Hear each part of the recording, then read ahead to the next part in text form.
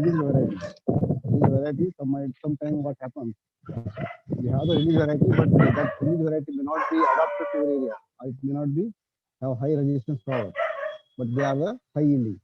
So those variety can also you can use as a one of the parents. And then deciding of disease resistance characters, again, you have to use the earlier genetics, means the people who have already studied the genetics of that particular disease. So based on that, you can decide which type of genetic inheritance is carried out by that particular disease resistance, whether it is monogenic, digenic, or polygenic. So if it is monogenic or digenic, simply you can use backpass breeding. If it is the polygenic phase, in such situation you have to apply other techniques, other methodology like pedigree method, backcross followed by pedigree, or recurrent selection. So in every cases, you have to use backcross. In backcross, so along with backcross, you have to use the other methodology.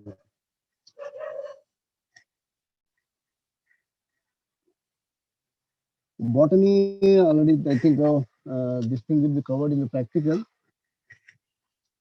because when you study the floral morphology as well as pollination mechanism, whether it is selfing and crossing techniques, at that time we can see the botany. Gene code, the chromosome numbers, again, it is already, I think, already have been discussed. And this is the plant, complete plant of the potato. So, and actually potato is it's not a root modified, it is the stem modified. And generally potato, we can, the development of potato, we can observe on the stolons. Here you can see. So these are the, from the stem you are finding the white lines or white stolons. So these from the stolons, so these stolons they modified and you will get the tuber. So while you fixing the objective also, you have to think on the stolon length, number of stolons per plant, as well as the stolon. Usually the stolons have the some sort of expression under the different day length. So all these things you have to keep in mind. This is the crop importance. You just go to this one. This is the flowering of the plant. Flower. I think these things are already covered. And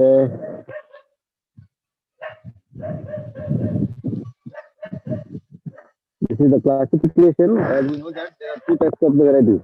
Botanical variety is the Solanum tuberosum, subspecies tuberosum. Another is Solanum andigenum, subspecies andigenum, or sometimes you can use Solanum tuberosum, subspecies andigenum. Both are same, no difference. Only thing you have to mention when either variety andigenum you have to mention or subspecies andigenum. And this is the difference. As we got, I think already it is discussed in last class only. And we have also classified the varieties based on their requirement and maturity. Early variety, then mid variety, late variety. So here you have some of the genetics. The skin color is diagenic control. Diagenic means there are two genes involved, and these two genes are complementary in action. Means their expression is complementary. Probably we know that what is the complementary gene action, what is the supplementary gene action, what is the incomplete dominance, all these things. So here complementary, nothing but both the genes should be expressed. Then only you will get the combination of the color. So if you either of the gene will not express them, you don't get that type of color. For example, here the capital D and capital R, if they both expressed in the dominant stage, so then you get the resistance.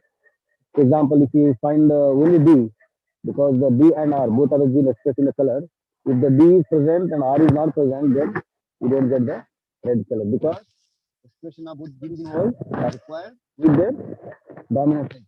Like that, white with the dominant and recessive R, and another white dominant with the capital R, and pure white dominant with the, sorry, recessive both of the recessive.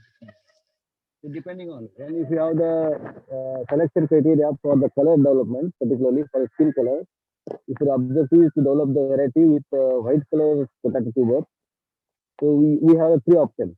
Already capital D and capital R give you red, whereas the capital D small r and capital small d capital R small d small r give you the white. Which will you prefer while the selection? If you are given something as assignment to select the variety, for a dominant. Sorry, for the white color. So generally, when Sir, you are some updating students for are white waiting, color, sir. sorry, Please.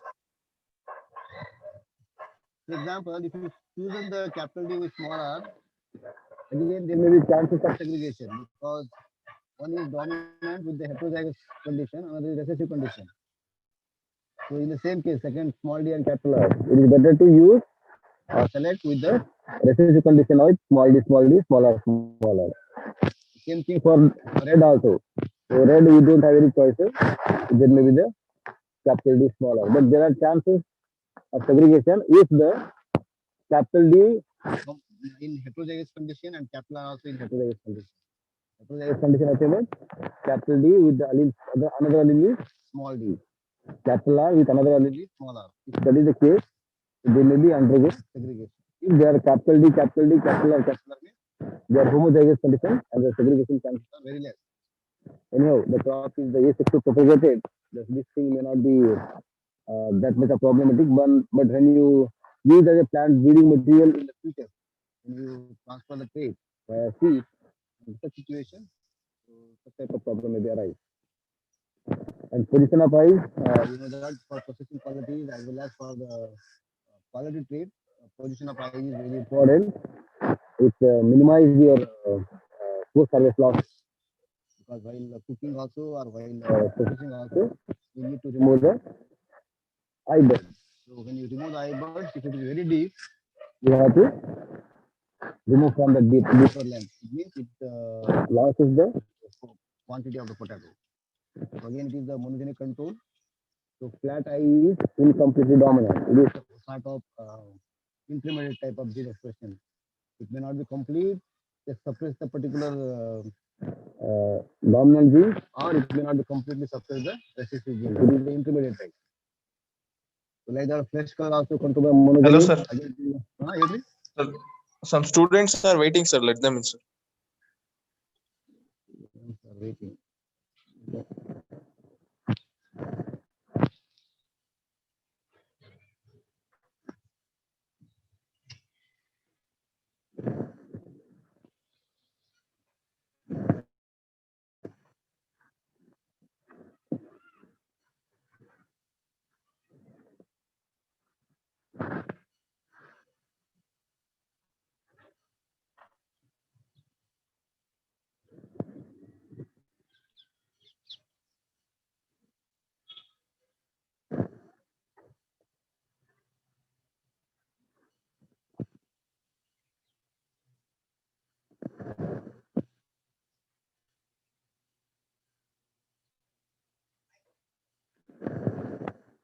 Okay, then like the stolen length, that is also important trait in the potato breeding.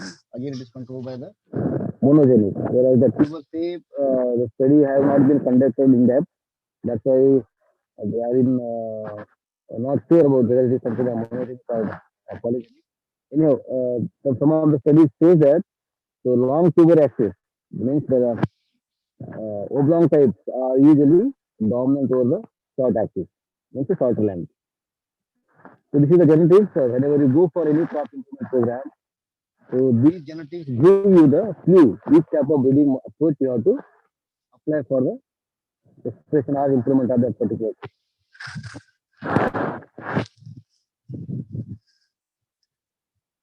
So next is the zone. Again, these are covered, object loss already covered, and these are the genetic resources. So when you start your breeding program, genetic resources, the richness of the breeders generally associated or directly evaluated based on the how much germplasm he has. Germplasm measurement is not matter of numbers; it is a matter of the quality of the germplasm. How many resistance genes that gene pool have, quality purpose, and drought resistance, stress resistance, all these things they are considered. If the breeder have more number of germplasm resources, with the good quality germplasm, generally those germplasms are useful. If you have the more number without any quality germplasm means that will not play any important role in the breeding aspect. So that's the main importance. So any breeding program or any improvement program start with the genetic resources and the existence of variability in the genetic resources, that is very important. So as we know that the main germplasm conservation is done by national level as well as international level. So these are the CPRI database, and these are the bit older data. So now the numbers are increased. So we have the and subspecies tuberosum, and we have the subspecies andigena. The andigena are more 872, whereas the tuberosum are 854. And for your information, the andigena groups are earlier cultivated in India also. So still we have a lot of varieties we observe in the Bihar. The pulwa, red color variety, or potato variety. So those are local cultivars of Bihar and part of the Madhya Pradesh. They are the andigena group. Means they set the tuber under the started condition with the flowering also sometimes get into the started condition. So like that, some wild also collected from the wild species means they are may not be belong to tuberosum or andigena. They collected from the different countries. A source of resistance. So these are some source of resistance. So all the things are not mentioned here. Since these slides are prepared by some other teacher, I have not prepared these slides. So my slides are a little bit confusing you people. That's why I didn't keep the save those things. Anyhow, in between I will add some more important aspects wherever there is required. Because for your people, you people, this much of information is enough. Anyhow, for those who are preparing for competitive exam, like they are preparing a plant science, or they are a plant science or CPS preparation. Sometimes it may expect such type of questions, particularly resistance, particularly then we have different source of resistance. Resistance when you classify the source of resistance, either we have vertical resistance or horizontal resistance. Probably people know what is the difference between vertical and horizontal resistance. So vertical nothing but it is controlled by one or two genes, and those resistance may not be stable. If the new race of pathogen come, definitely the resistance may be breakdown, or it may be the plant may be get affected. So that is the major drawback of vertical resistance. Horizontal resistance, generally it is controlled by the more number of genes, polygenic traits with the small cumulative effect, and it is a durable resistance. Durable means if the new resistance of pathogen attack to a plant or a variety, so that genes, number of genes they contribute, and it makes the resistance against the pathogen. So probably these things are already covered in your earlier courses, vertical resistance and horizontal resistance. And here we have the classification of the resistance plants with respect to our resistance species. So the demism, already we know that demism, Solanum demism, which is a hexaploid plant, and most of the time this is only used as a donor parent for resistance breeding, which shows both vertical as well as horizontal resistance to late blight. So that is the main important feature of Solanum demism.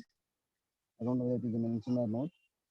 But here it is Solanum demism, Pn is equal to 72, which is hexaploid. So another one is the Balbocastanum. So this Balbocastanum, again, it is we classified as a durable resistance to late blight. So durable resistance, which includes nothing but it is the horizontal resistance. It can withstand with the different strains. So we have lot many species like the Stoloniferum, then what is the Bartali, Chacoens, Microdentum. So with respect to horizontal, just keep remember that Chacoens, Solanum chacoens is the horizontal species. Solanum microdentum. This is also resistance to possesses the horizontal resistance. Then Solanum Bartholdi. So this is also horizontal resistance. So apart from that, vertical resistance include your Stoloniferum, then Verrucosum. So these are the then Shailaja, Shailaja,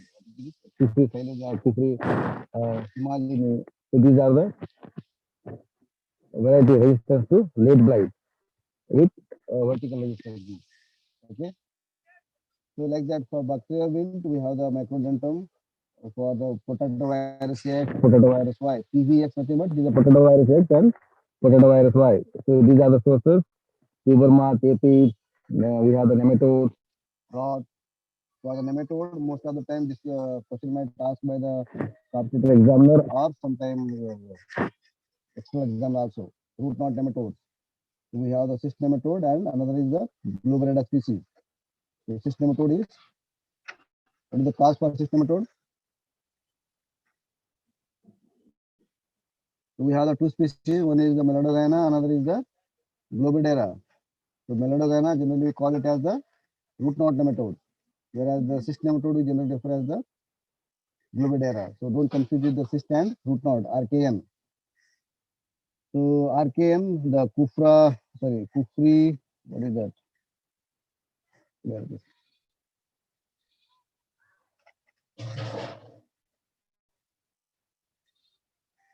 So variety I think I kept it last. So here we have a species like Solanum chacoens, Solanum warni, which is the cyst nematode resistance. Solanum fureza is also root knot nematode resistance. Okay, like that heat and drought tolerance. I think things are already there in the your thought copy, which already provided you the notes of this 301 course. You just check it whether it is there or in the notes or not. If it is not there, please let me know. So I will say some more important points about this crop. Okay. So for heat resistance and drought resistance, so we have the Kufri, Laukar, Kufri Surya. Surya is important variety, which is playing important role because it is a resistance to, or it is a heat tolerant variety. So these two varieties are commonly recommended for heat and drought. Laukar, Kufri Laukar and Kufri Surya. So high protein, you can then your Solanum Fureza, then Kufri Chandramukhi, Kufri Sinduri. So these are the high protein content varieties. Then Solanum Warni, which is we recommended for the cyst nematode resistance, which is also shows the showing the high quantity of starch content. So if your objective for starch, you can use as a donor parent, that is Solanum Warni.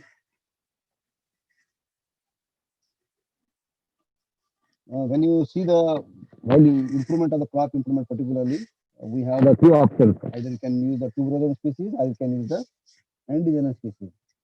So the difference already we know that if you cross between these two species, because both are the crossable one, when you cross it, probably your variety may be having possess some of the intermediate characters.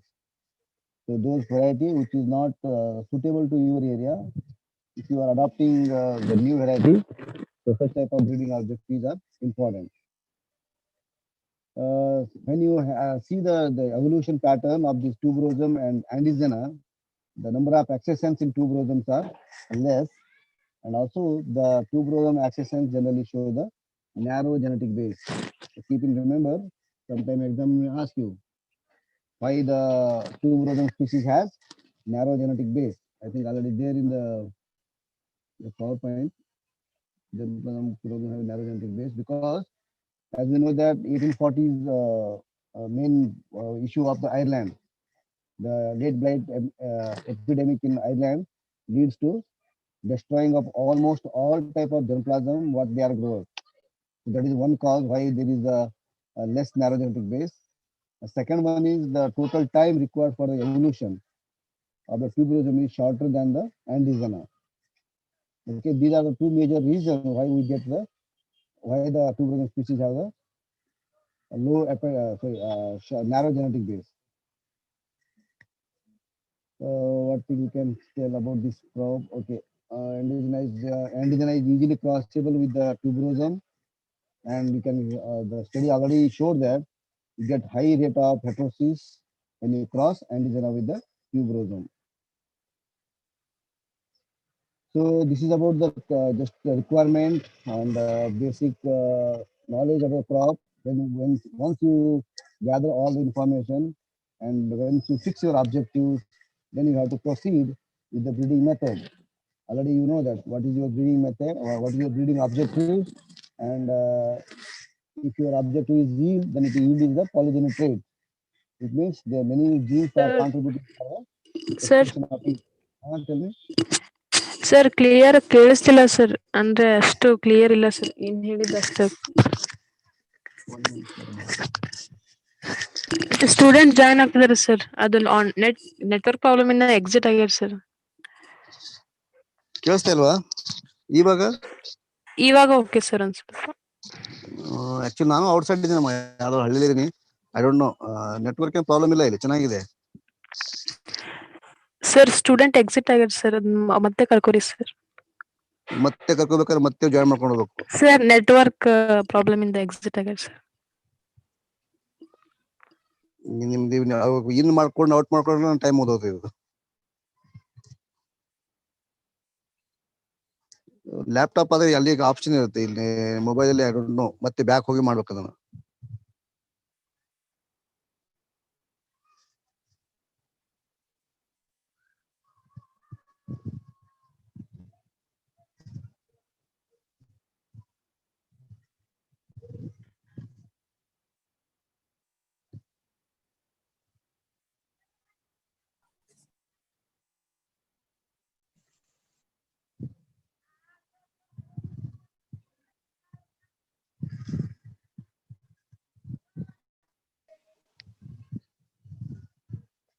ಕಾಣ್ತಿದೆ slides?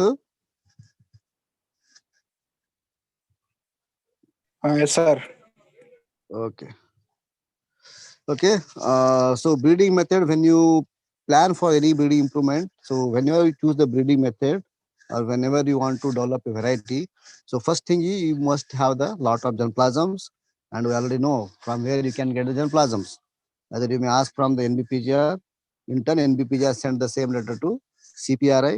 From there you can get the germplasm, or from abroad also, like CIP, International Center of Potato.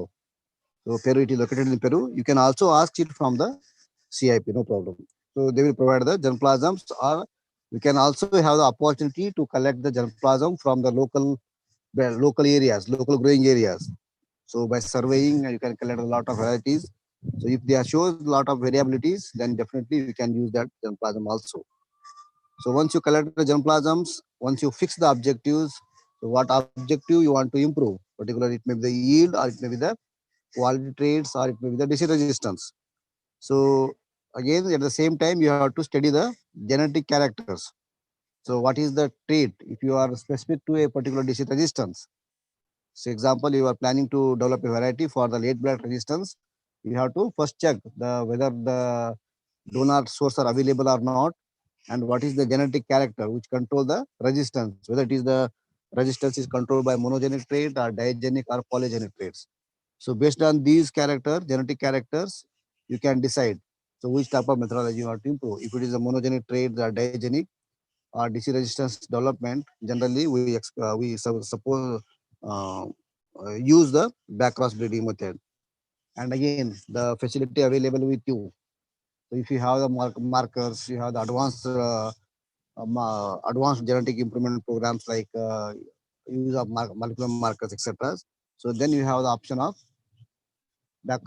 molecular backcross breeding method, or recurrent selection by using marker assisted selection. So these are methods generally are decided based on the resources available as well as the trait of the interest, so which you want to transfer. So anyhow, the general methods we have already mentioned here. The most common and basic method is introduction. It is a very simple method where you have a lot of germplasm from the other sources. If you identified some of the varieties growing in the particular area, you can just take those variety to your area where you want to adopt that variety. If you are, when you screen those variety in your area, some of the variety may perform superior, and they give the yield higher than your local cultivars. Simply you can release as a variety based on some 3 to 4 years evaluation. If the variety is not giving you, so if you are direct release without any changing that variety, then we call it as the primary introduction. So we have the example of primary introduction, up to date, then not up to date. This is Magnum, Bonum, Creax, Defense, up to date, etc. Sometimes what happens, we introduce the variety, but the variety may not be performed superior with respect to yield, but they may have some of the desirable characters like quality, resistance, etc. So you may not directly release as a variety, but you can use as one of the parent. means you are modifying or you are adding something else extra to that parent, then those are called as the secondary. Indirectly, we are using that parent for development of the variety or hybrid. So here we have the example of hybrid DN45. Then we have the Kufri Kisan, so which is the multi-cross involving the Japanese Kathadin from the USA. So these are the variety they are used. Means they are used for development of Kufri Kisan by using the introduced variety. So here they are not direct selection. They are indirectly used in the crop improvement program. So that is the secondary method.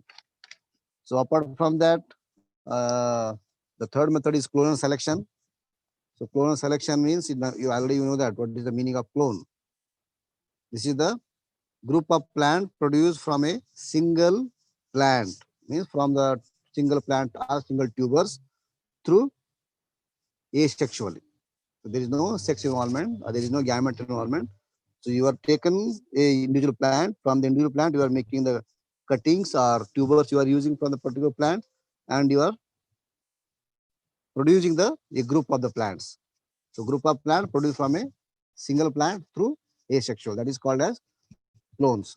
And once you have the good plant with high yielding, so since the crop is best suitable for the asexual propagation, so improvement is very easy because there you don't get any sort of segregation if you go through the clonal selection. So we have the varieties like Kufri Red, Kufri Safed. So these are the directly selected from the Darjeeling Red Round. Means Darjeeling Red Round, it is the local cultivar which showing some sort of the variation. So when you screen a large population of Darjeeling Red Round, so when you have a large population, so some of the plants, some of the population among the 1,000 plants, for example, so some 100 plants or some 20 plants, they are showing very superior quality or as well as yield characters. So out of 20, some one or two plant may be very high yield. So those plants you are taking from the Darjeeling Red Round, and through asexually, you are propagating or you are multiplying that single plant and given as a name Kufri Red. So this is the method generally we follow or we refer as a clonal selection. Like similarly, Kufri Safed also, which is selection from the Fulwa. So Kufri clonal selection, these are the simple method. Simply based on the morphological characters, you are taking the plant and you are forwarding the generation. But what happens sometimes we may require some of the variation. If, for example, Darjeeling Red Round or, for example, Kufri Red. The Kufri Red, sometime what happens after long growing period, sometime it may get susceptible or it may, you find the yield may not be that much of sufficient. How you can create the variability? If you, because when you have the breeding method, so the basic of any crop improvement or any selection procedure, generally existence of variation or variability is most important. If you go through close selection, there is may not be a lot of variability because every generation you are selecting the same plant, and so usually variation, when you get the variation when there is the fusion of gamete. If there is no fusion of gamete means there is no chance of variability. Whatever variability you will get, it may be due to environmental factor. So under such situation, if you want to create the variability, hybridization method is playing important role. Means where do you want to hybridize? If you want to hybridize means you have to make the plants undergo flowering. Then you can cross between the two different plants and you can get the variation.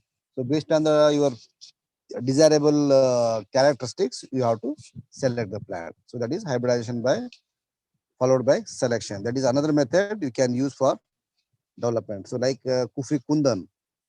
So sometime earlier before releasing, it was named as Hybrid 9, which involves the cross between uh, Kisrazu and Kathadin. So this cross was involved in the development of Kufri Kundan. So like in case of Kufri Jyoti, which is a cross between A3069 cross with A2814. So here most earlier Kufri Jyoti was the major variety which is acquired more than 50% area in Karnataka. Now the other varieties, they uphold their hand because Kufri Jyoti is showing the susceptible nowadays. That's why the people they're replacing with the Badshah or okay, the followed variety is Badshah. The next one Badshah and another one is I didn't remember that name. So these variety now are they are growing by farmers. Earlier, Kufri Jyoti was major contributing area. So there are many varieties like Kufri Sitmani, which is cross between the Fulwa and CD, that is the Kriya Defense, Kufri Chandramukhi, Kufri Moti. So these are the varieties they develop by making the hybridization followed by the selection. Then other methods like hybridization, that is the exploitation of heterosis breeding. Heterosis breeding is nothing but it is like hybridization only. But only thing is, in case of hybridization, the whatever hybrid you develop, they may not be suitable. So the next generation you are using for the selection. But heterosis breeding means the hybrid itself you can use for the commercial cultivation. So here, when you go for the hybrid development, generally we have to check for their combining ability. Those things I will explain when you come to physical classroom, because online it is not possible because you have to use the blackboard, how to make the specific combiner. We have the two types of genetic combinations study. One is the general combining ability and specific combining ability. So for hybrid development, for heterosis exploitation, specific combining ability is most commonly used. Okay, so for whenever you want to develop the hybrid, so generally we have to go the crossing. Crossing means you have to emasculate the flower. Then you have to pollinate it. So then only you will get the hybrids. So this is another method, heterosis breeding. Apart from heterosis breeding, polyploid breeding is another way. You can improve this crop. Already the crop is polyploid, that is autopolyploid. And so there are 4 genomes, A, B, C, D. Already we explained 4 genomes. So these 4 genomes having the different combination effects.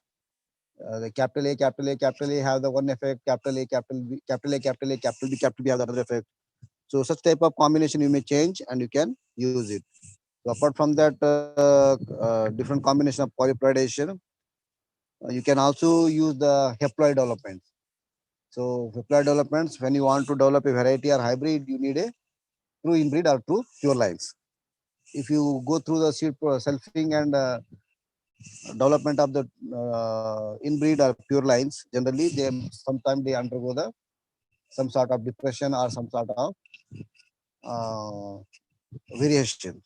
So haploid production is also important thing that can also be considered under the polyploid breeding. So within a short period of time, you can make the parental in homozygous conditions.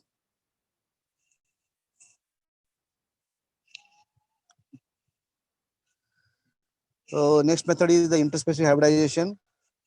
So here mainly this method interspecific, as the name indicates, in within the species, that is the intraspecific.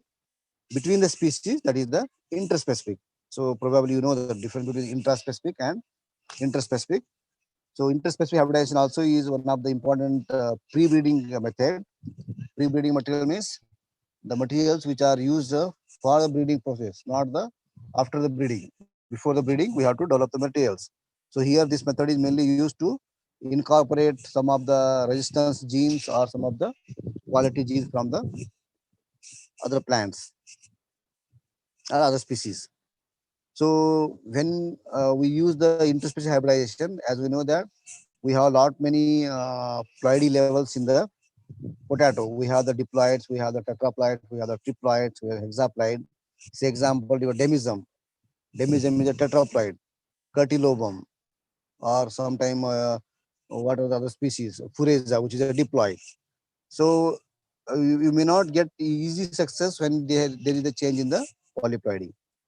If one parent has the hexaploid, another is diploid, your process of hybridization is not easy. So either you have to make equal endosperm EBM, that is endosperm balance number, EBN, endosperm balance number from the male to female. So usually 2:1 is we generally followed when you go through the interspecies hybridization in potato. So keep remember EBM. I don't think EBM is mentioned in your notes. So EBM, it is the endosperm balance number. Generally, two embryos or two endosperm from the female and one endosperm from the male, that give you the a successful hybrid or successful cross. So E endosperm, B means balance, N means number. So that play important role in the development of the interspecific hybrid in the potato. So what to do? How to success in the interspecific hybridization? One thing is one way where you can make the both the parental means male and female at a particular ploidy level. Means the female parent diploid means you have to make male parent also diploid, but it is not possible if your female parent is tetraploid. Tuberosum is tetraploid. If you want to cross with the uh, uh, fulva, Solanum fulva or Solanum demism, so they are having the different ploidy level. So how to do that one? Either you can minimize the ploidy level of female parent if you want to cross 4x into 2x. So either you make all both on the 2x or both are you have to make it as the 4x. Then only you may get 50 to 60% of success. So for that you have to go for the ploidy development, doubling the ploidy in the 2x, or you have to develop the haploid for the 4x. So such that is the one way you can make the successful cross. Okay. The other way is use of the what do you call it as the bridge species. Bridge species means, so first here you can see in the slide also. So first we have to see example here in first example. So demism, which is the hexaploid, and tuberosum, which is the tetraploid. So the 2x 2n is equal to 72 for the demism and 48 for the tuberosum. Since both have the different ploidy level, and when you have the different ploidy level, so the main effect happens in chromosome pairing. If there is no chromosome pairing, means your parent, your progeny will be sterile. So first thing we have to make the chromosome pair. If the chromosome they are paired, then only you will get the fertility in the pollens. So that's why when you cross it directly, your F1 will be sterile. So for that, we have to use the bridge species. Bridge means it will act as a bridge between Solanum demism and Solanum tuberosum. So first what we have to do, first you cross the Solanum demism with the Solanum ribeni. So this Solanum tuberosum, bulbosum and ribeni, just let me check what is the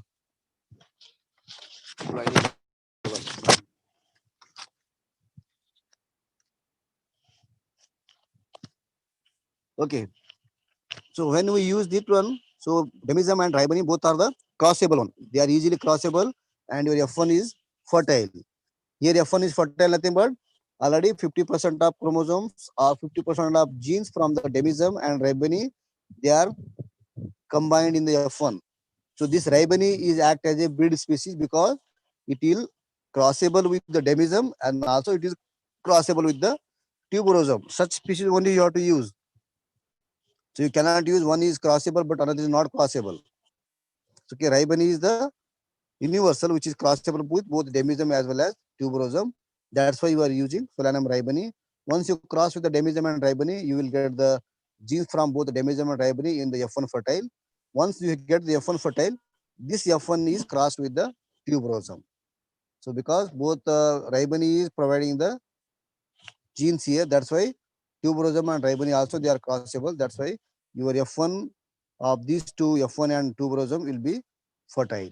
So in that way, you can transfer the trait of demism to tuberosum by using the ribeni as a breed species.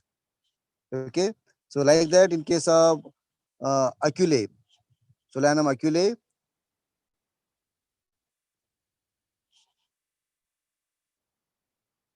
when you cross with the Solanum aculae with the tuberosum, which is the aculae is the diploid and tuberosum is the tetraploid, and this aculae is the resistance to potato virus X and potato virus Y, and also some frost resistance. So here, so when you cross it, you will get the sterile. That's why here we are using the simplicifolium. The simplifolium, which is the act as a, just check it the spelling of this simplifolium. I think it is a simplicifolium. Okay, anyway, I will check it once again and I will confirm it. Once you cross it aculae with the simplifolium, so usually F1 will fertile, then this F1 you can cross with the tuberosum. So this is the way how you can use the breed species for transfer of traits through interspecific hybridization. Okay, so that is another way to success the interspecific hybridization. One is the making ploidy level equal and cross between the two male and female parent, and another is by using the breed species. Sometimes there are some approaches like application of gamma radiation, then mixed pollination. So they are also there, but not commercially exploited one or used one. Apart from this interspecies hybridization, we have the backcross breeding method, mutation breeding, and use of biotechnological tools. So backcross breeding generally we use to transfer the important disease resistance trait from cultivated to from wild to cultivated types. Mutation breeding where we use the some sort of physical mutagens to create variation. So the mutation breeding is not a specific breeding method. It is the randomized process. So you don't know when you treat the seeds or plants, you get the desirable mutants. You may not get the desirable also. So this is a random process. So this is the specific or special method of breeding. If you are really want to create lot of variabilities, if you want to screen for the male sterility, such type of things, definitely you can go for the mutation breeding. So biotechnological tools, as we know that, so biotechnology includes both micropropagation, markers, sequencing, then this hybridization by anthraculture, etc. So we know that the first use is mass multiplication through micropropagation. That is the one way somatic hybridization you can do by using the somatic culture. In vitro selection, in vitro fertilization can done by, so that is also one part of your biotechnological application.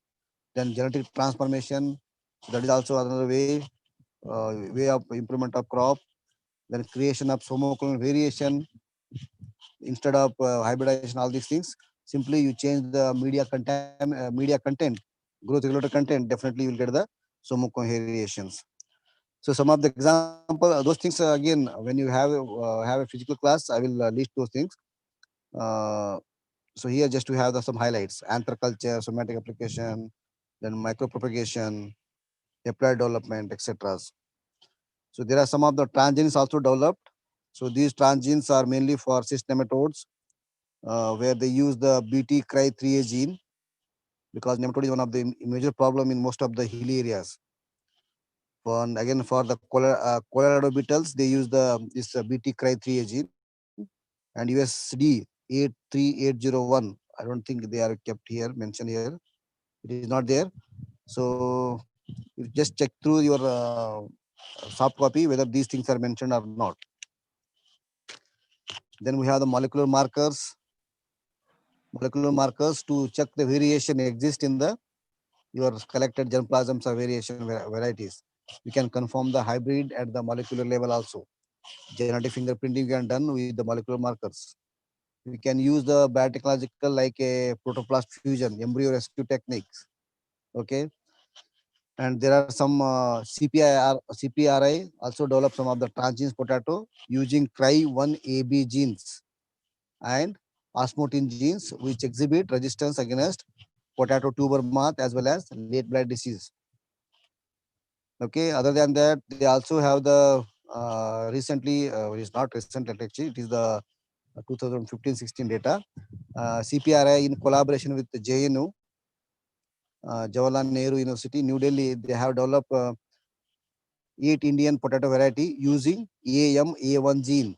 So AMA1 gene, which is gene of Amaranthus hypochondricus, which having the storage protein gene.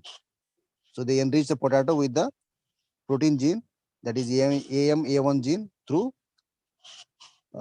this transformation. This is one of the important achievement by the CPRI.